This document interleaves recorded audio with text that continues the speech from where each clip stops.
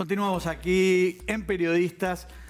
Tuvimos al senador Mario Vergara, tuvimos el informe de Diego sobre las vacunas. Le damos la bienvenida al ministro de Trabajo y Seguridad Social, Pablo Mieres. Gracias por estar con nosotros. No, un gusto. Gracias a ustedes por la invitación. Bueno, hablábamos fuera de micrófono y me destacaba Cecilia que llegó el fin de un largo conflicto, Cecilia. Sí, o por lo menos se avisora el fin con este acuerdo firmado entre el Supra y Catunasi, hablándole a quienes no lo tuvieran en cuenta, esta conflictividad que venía en aumento en el puerto, que generó tantas pérdidas económicas para el país y que, bueno, finalmente hoy se firma este preacuerdo que parece que encuentra una solución, Mieres. Sí, efectivamente, ha sido un conflicto muy largo que tuvo, además, como ustedes bien dicen, el problema de haber cerrado el puerto durante 3 días primero y luego un par de días más después, en un momento ¿Qué donde... tanto se perdió ahí? ¿Hay algún cálculo? Bueno, eso nosotros no lo tenemos, pero la Unión de Exportadores estaba haciendo el cálculo. Sin duda que fue un impacto muy ¿Hubo duro. barcos que se fueron sin cargar? Sí. 2 barcos se informó en el primeros 3 días. Eso implica no sé cuántos contenedores. Más de 6.000 en aquella oportunidad. Exacto. Fue un impacto muy duro. Sobre todo porque además la medida sindical apareció de buenas a primeras. En general, un paro de 72 horas tiene medidas graduales previas. Y acá arrancamos de 0 a 100, digamos. ¿Y por qué? Bueno, eso habría que preguntarle al sindicato. Lo cierto es que eso llevó a un proceso de negociación largo, complejo, lleno de desencuentros. En algún momento parecía que se había arreglado. Nosotros sentimos un poco esa sensación hoy de satisfacción porque se arribó a un acuerdo y al mismo tiempo decir, bueno, pero el acuerdo al final es prácticamente idéntico al que se había firmado el 12 de octubre. ¿Y qué cambió entonces? ¿Cómo se arregló? Y bueno, porque en el medio hubo desencuentros, interpretaciones, idas y vueltas, y yo hoy prefiero sacar el saldo que es positivo y decir, bueno, hay un convenio colectivo por 4 años. Un poco la base era lo de los jornales asegurados, sí, ¿no? Que los trabajadores del puerto, más allá de si viene carga o no, tengan esos jornales como salario asegurado. Sí, eso que ya existía se mejora en cuanto a las franjas de acceso de los trabajadores y por otro lado hay cláusulas de paz que garantizan a la empresa que no va a haber, digamos, niveles de conflictividad sin previo acuerdo, digamos, sobre los problemas que puede haber, posibilidad de solucionar controversias. De todas maneras, sobre el tema puerto seguimos teniendo otra instancia. Te quería preguntar sobre el de Montecón, ¿no? Claro. Porque tenemos ahí, o sea, se puede decir mucho sobre el acuerdo entre el gobierno y Catunasi. Pero lo que seguro que hizo con la prioridad de atraque para TCP es que Montecón va a tener serios problemas para su viabilidad, su desarrollo comercial. Y eso es lo que está planteando el sindicato portuario. O sea, ¿qué va a pasar con esos trabajadores que eventualmente se queden sin trabajo? Se habla de 400 personas, trabajadores directos y 300 indirectos en su momento. A ver, eso supondría que no existiera más que no existiera Montecón. Acá estamos hablando de que a partir de ayer hay uno de los servicios portuarios que se traslada de una empresa a la otra. Porque es el primer barco que estaría llegando, pero eventualmente cuando entre en febrero... Un servicio que implica un conjunto de fletes que van llegando, pero eso, digamos, no significa toda la operativa de Montecón, ni mucho menos. No, pero bueno, y por otro lado, Montecón propio dice que se pueden quedar sin ningún tipo de actividad y que todas esas personas pueden quedar... Perdón, no. Por este servicio... No, por este servicio no, yo a partir de febrero muy claro cuál es el impacto, porque además si uno está negociando, obviamente... O sea, cuando se habla de 700 personas, de 700 trabajadores, 400 son de Montecón, 300 es un estimado de tercerizaciones, de proveedores, etcétera. Pero acá no estamos hablando de que Montecón pasa a tener actividad cero. Lo que se estima es que de un esquema de 50-50 se pasa a 60-40. Entonces, y en cuanto a la actividad, no a los puestos de trabajo. Y yo tengo una idea de cuál es la estimación de puestos de trabajo. ¿Y cuál es? Estamos lejísimos de 300 ni de 400. Estamos hablando de alrededor de 50, 60 trabajadores que obviamente por el otro lado... Pero ¿se puede hacer para esta instancia o para futuro? A partir de este cambio puede haber un impacto que podrán dar en esa magnitud, pero en todo caso, a ver, ese es un tema que tiene que resolver Montecón. Yo no soy quien para decirle a Montecón cuántos trabajadores tiene que tener. Por supuesto, sin duda. Pero sí puede prever que puede venir este problema al Ministerio de Trabajo, ¿no? El problema está en el Ya Ministerio está, de pero Trabajo, con- porque nosotros hoy tenemos una instancia de negociación colectiva en donde participa la Administración Nacional de Puertos, el Centro de Navegación que congrega a todas las empresas que operan en el puerto y el SUPRA, el Sindicato Único de Portuarios. Entonces, y nosotros, que somos los anfitriones y los que buscamos caminos de entendimiento. Y se ha avanzado, yo diría, la última reunión significativamente, mañana al mediodía hay una siguiente reunión, y bueno, y por supuesto que la preocupación por los trabajadores del SUPRA es absolutamente legítima, y hay que buscar mecanismos porque lo que se dice, y esto es un análisis que hace la Administración Nacional de Puertos, es que no es que caigan los puestos de trabajo en el puerto. Al contrario, probablemente en una mirada hacia adelante Largoplacistas, pueda haber más puestos de trabajo aún de los que hay hoy. Claro, el tema es quiénes TCP ocupan. absorbería Ah, a los claro. ¿Quiénes trabajadores. ocupan los puestos de trabajo? Ese es el debate, porque no es lo mismo puestos de trabajo que qué trabajadores ocupan esos puestos de Pero trabajo. eso se Y está ahí es un poco manejando- el debate que está arriba de la mesa. Está arriba de la mesa y Está hay arriba de la posibilidad mesa. de desabsorción. Bueno, es lo que se está conversando, yo no puedo adelantar porque en realidad estas decisiones no las toma el Ministerio de Trabajo, no las puede tomar el Ministerio de Trabajo, es un paquete de diálogo que se está dando entre esas tres partes, Administración Nacional de Puertos, Centro de Navegación y SUPRA. Y por supuesto están las empresas vinculadas, ¿no?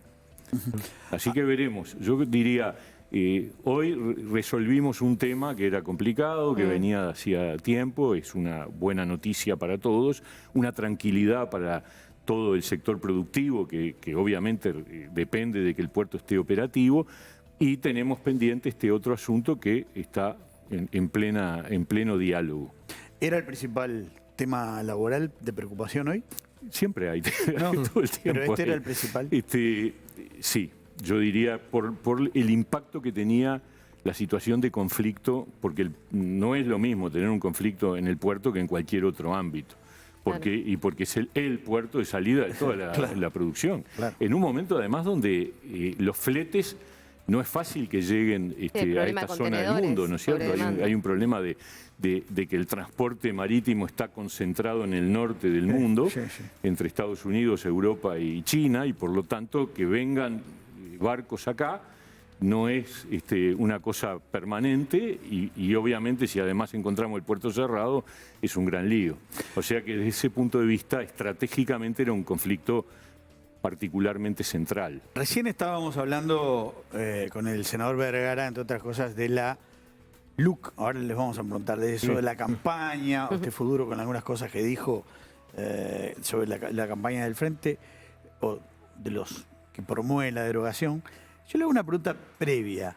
¿Cómo se siente un sector que se define centro-izquierda en este gobierno de coalición? Yo Multicolor. ya lo he dicho, nos sentimos cómodos. ¿Por qué? Y porque nosotros sentimos que le estamos aportando a este gobierno una mirada con una sensibilidad propia. ¿Los escucha? Sí, yo creo que sí. A ver, nosotros tenemos compañeros en varios lugares del gobierno. Mónica Botero en el Instituto de la Mujer, defendiendo y promoviendo las políticas de equidad de género. Daniel Radío en la Junta Nacional de Drogas, promoviendo una mirada progresista sobre lo que significa la posibilidad de que los ciudadanos puedan tener acceso a determinadas circunstancias, no echar para atrás en lo que significó una política que yo creo que era correcta de apertura al consumo de cannabis. A Iván Posada en el Parlamento jugando un papel de primer orden y a Conrado Ramos trabajando en la Estuvo reforma la del semana Estado. pasada con nosotros. Entonces, ¿cómo nos sentimos? Nos sentimos que estamos cumpliendo un papel importante de defensa de valores y sentimos que el gobierno no es ese que inventa el Frente Amplio y el PIT-CNT para... El Frente Amplio y el PIT-CNT inventan el adversario que ellos querrían tener enfrente.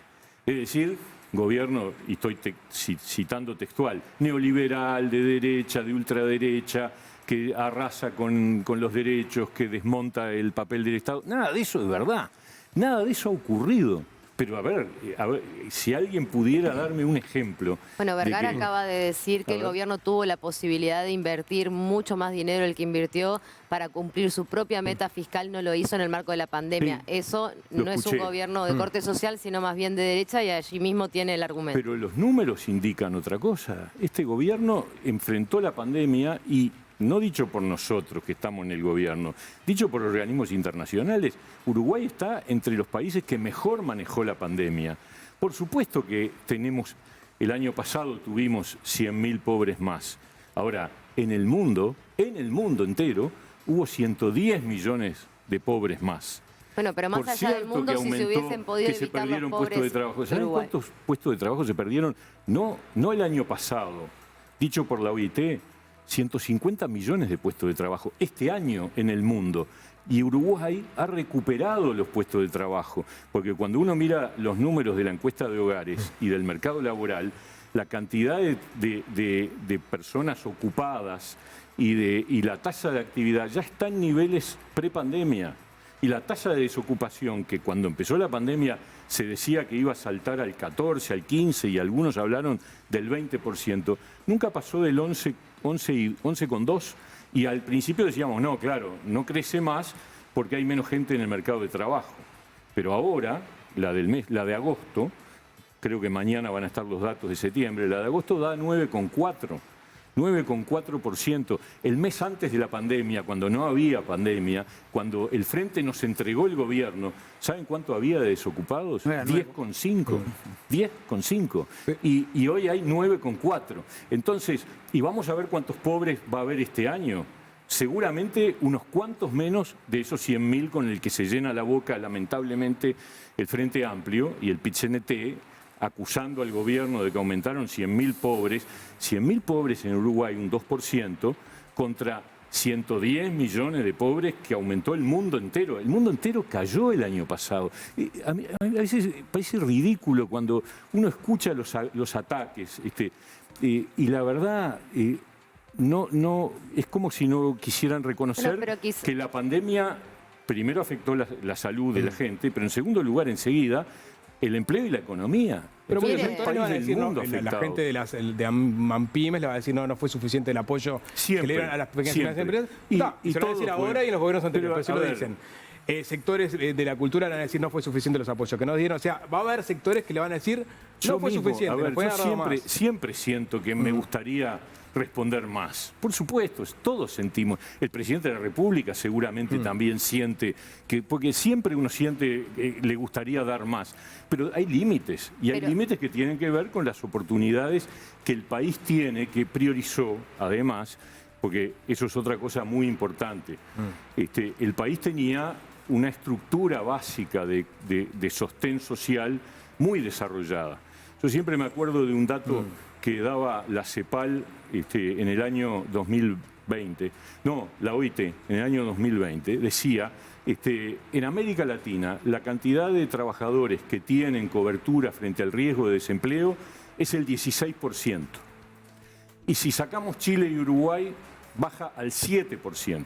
En Uruguay tenemos el 50% de los trabajadores con cobertura frente al seguro de desempleo, más los funcionarios públicos que también la tienen. Entonces tenemos casi 2/3 de los trabajadores uruguayos que, si tienen un riesgo de pérdida de empleo, tienen cobertura. ¿Estamos contentos? No, yo creo que tenemos las unipersonales, o sea, el trabajador por cuenta propia está en el debe, y todos los informales. Pero en relación a América Latina, o sea, nosotros tuvimos esa facilidad. Lo mismo que teníamos un sistema de cobertura de salud muy desarrollado y un sistema de coberturas sociales. Fíjense que los mayores de 65 años, la pobreza es del orden del 3-4%. Esa es la realidad. Por supuesto que tenemos una deuda con los niños y tenemos un problema de desocupación de jóvenes, tenemos problemas sociales, pero tenemos un país que ya tenía, y por una construcción no de los últimos 15 años, de muchas décadas atrás, el seguro de paro tiene el sistema integrado más de 50 salud, años. Sí, es de los gobiernos El sistema frente integrado de salud, sí, pero también teníamos salud pública antes, porque tampoco nos creamos que antes los uruguayos no tenían acceso a la salud.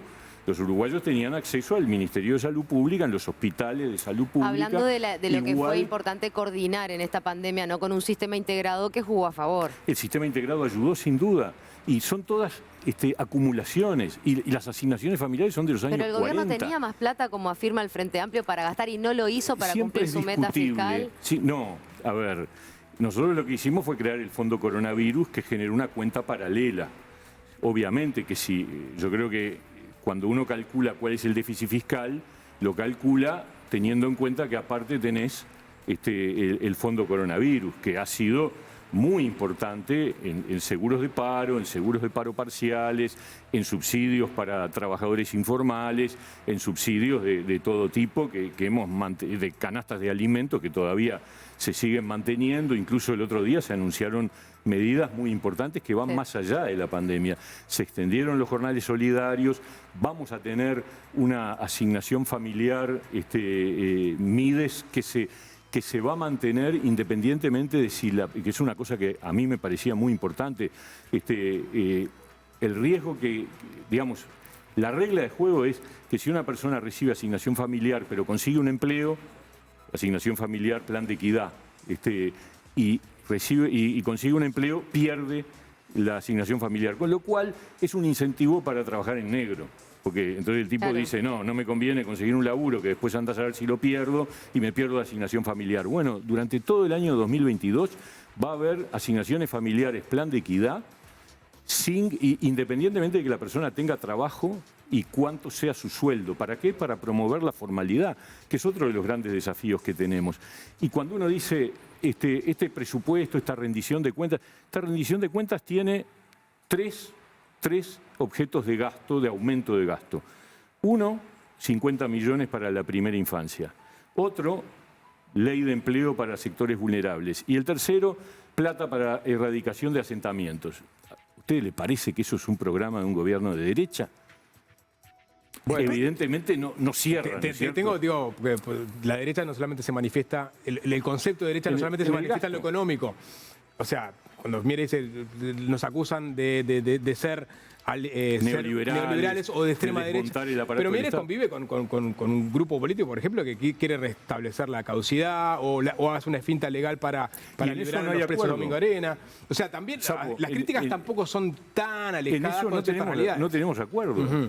El Partido Independiente ya dijo el otro día que este proyecto de ley que estaría impulsando Cabildo Abierto sobre la prisión domiciliaria para mayores de 65, nosotros no lo vamos a votar. ¿Tiene buena relación con Manini? Sí. Sí, tenemos una relación normal, cordial, corriente, con diferencias políticas, porque eso es lo lógico. En una coalición, lo lógico es que haya heterogeneidad, porque si no, no seríamos una coalición, sería un partido. Y en el Frente Amplio, que empezó siendo coalición y hoy sigue siendo muy heterogéneo también, también existen esas diferencias. Es lo lógico. Teniendo en cuenta el involucramiento del PIT-CNT en la Junta de Firmas, en la campaña, ¿espera que eso se refleje en un mayor nivel de conflictividad sindical? A ver, nosotros hemos vivido durante un año y medio una situación excepcional de baja conflictividad, muy marcada por la pandemia y por los límites a las movilizaciones. Por lo tanto, es razonable que en esta segunda mitad del año 2021, con la pandemia en baja, con una ronda salarial que está negociando la situación salarial de unos 640.000 trabajadores y con además un PIT-CNT que está lanzado a una campaña por la derogación de artículos de la ley de urgente consideración, bueno, que aumente la conflictividad es prácticamente una cosa muy ¿Un sí o no al lógica. gobierno va a hacer eso? No tengo duda, porque ¿sabes por qué? Porque todos los referéndums, todos los plebiscitos que hubo desde la salida de la dictadura, menos eran sobre un asunto. Nunca fueron sobre varios temas. Era ley de caducidad sí o no, ley de empresas públicas sí o no, baja de la imputabilidad sí o no, porque ese es el modelo que se ajusta bien a un plebiscito o a un referéndum. La gente tiene que elegir sí o no a una cosa. ¿Y esto qué es? Son 135 artículos sobre 9 o 10 temas. Es el mundo y sus alrededores, es la educación, es la regla fiscal, es la seguridad, es hasta la portabilidad numérica. Entonces, ¿qué es? Es un plebiscito donde lo que está en discusión es si uno está a favor o en contra del gobierno. Y ese mismo argumento no es el que valida las críticas del Frente Amplio sobre la celeridad del tratamiento de esta ley, todos los temas que abarca y Pero, sobre el hecho de que en su momento pero no es que se no es pudo una dilucidar crítica, bien. es una constatación. Lo que se pone arriba de la mesa cuando un partido político de oposición dice yo voy contra 135 artículos que la inmensa mayoría de los uruguayos difícilmente llega a conocer hasta el día del referéndum, lo que está cuestionando es la política del gobierno. Y es lo que dicen además en sus discursos. Lo lamentable es cuando se miente, ¿no? Porque yo he visto muchas mentiras. Ahora, la ley de urgente consideración se hizo pública en febrero del 2020, antes de que se asumiera el gobierno. Y se discutió largamente, intensamente, de manera permanente, desde esa fecha hasta julio que se votó. Y se votó, como se votan las leyes, entra en vigencia, ha estado vigente durante todo este tiempo, no ha generado ninguna de las catástrofes que pronosticaban los que estaban en contra. Y por cierto, la gente va a tener que votar una definición con respecto a un gobierno que ha enfrentado una pandemia que ocurre una vez cada un siglo, que le ha ido muy bien en esa actuación, que ha respondido, que ha generado un proceso de reactivación de la economía. Recién ustedes lo mencionaban, estamos mejorando, superando las exportaciones, recuperando los lugares, los puestos de trabajo, recuperando también la situación social, bajando la cantidad de trabajadores en seguro de paro mes a mes desde hace 4 o 5 meses. Entonces, y habiendo mejorado la seguridad de manera muy notoria. Entonces, bueno, la gente tendrá que definir si este gobierno que ha enfrentado tales adversidades, que no tiene todavía 2 años de gestión, hay que quitarle el respaldo y el crédito y por lo tanto trancar el funcionamiento del gobierno, que yo creo que es lo que está atrás de todo esto, es decir, el trancazo, el frenar un proceso de gobierno que el que avisa no traiciona. Todo lo que se está haciendo se dijo en la previa. Es al revés. Mireles no comparte todos los artículos igual, ¿no? Algunos nosotros no los votamos. Estuvimos hablando ayer en la mesa ejecutiva del partido, efectivamente, porque uno no tiene por qué estar de acuerdo con todo lo que la ley de urgente consideración establece. También el Frente Amplio votó algunos de los que quiere derogar. Concretamente, ¿qué artículos no comparte el Partido Independiente? Algunas cosas sobre seguridad, por ejemplo, pero por cuestiones técnicas que tenían que ver con que delitos nuevos en realidad para nosotros eran agravantes de delitos preestablecidos, o sea que no había por qué generarlos, cuestiones vinculadas con la inclusión financiera, en términos generales, pero a ver, el balance que el Partido Independiente hace de la ley de urgente consideración es rotundo. Votamos a favor en general y votamos a favor prácticamente el 95-96% de los artículos. Y lo vamos a defender, y lo vamos a defender con total convicción, y yo voy a hacer campaña, porque esto de que los que estamos en el gobierno tenemos no solo el derecho, yo diría el deber de defender lo que son las políticas de gobierno, que esta es una pieza principal, ¿no? Muy bien. Agradecemos entonces al ministro de Trabajo y Seguridad Social, Pablo Mieres. Se nos fue volando la entrevista. Seguramente hay temas para otra oportunidad. Hay tantos. Muchas gracias. Nosotros vamos a un corte y volvemos enseguida. Que anden bien.